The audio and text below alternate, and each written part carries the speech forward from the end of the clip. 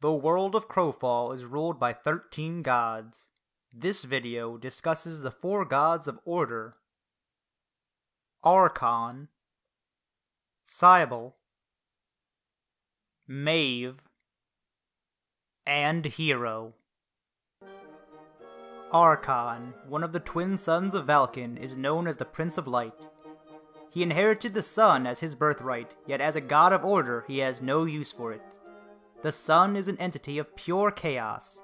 It is made of fire which consumes everything it touches and changes constantly.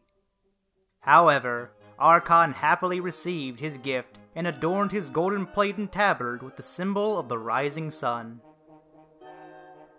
Arkon took Gaia as his wife, with the insistence of his father. Arkon fathered the race of humans with Gaia. In legend, it is said that Arkon selected a superior tribe of humans to rule over the others. The Nethari claim they are the chosen group. The Prince of Light fights with his greatsword named Retribution. There is at least one battle recorded where Arkon fought. With the death of Gaia, Arkon became furious and blamed his twin brother Cain for her death. Arkon challenged Cain to a duel in the time and place of Cain's choosing.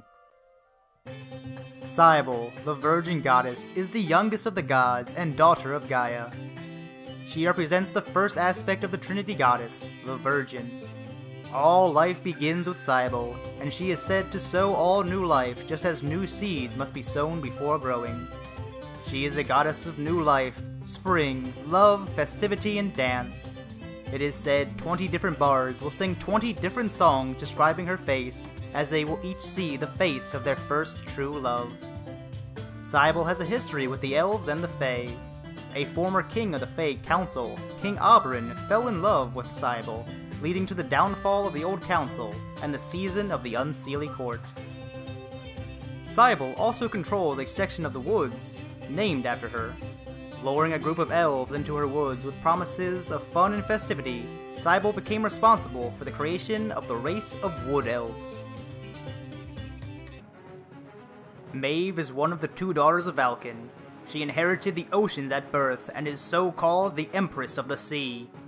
However, she resents her brothers as their gifts were the sun and moon which reside in the domain of the gods, while her oceans are part of the mortals' realm.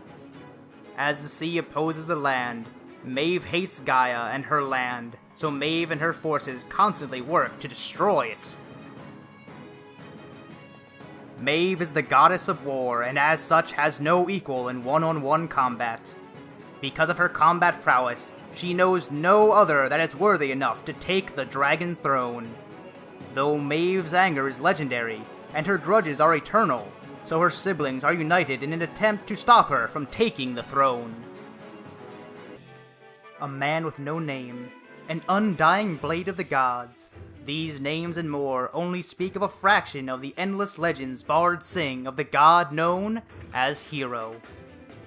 The lines between truth, rumors, legends, and history are constantly pushed to their limits, but the story of Hero blurs these lines more than any other. Was he a broken man that prayed to the gods when his wife and children were slain? Did he offer his loved ones to the gods to prove his devotion? Or was he merely a madman that killed his own family in a fit of rage? Perhaps all these tales are false. But more interestingly, perhaps they are all true, for Hero's tale is the tale of a man who has lived 1,000 lives.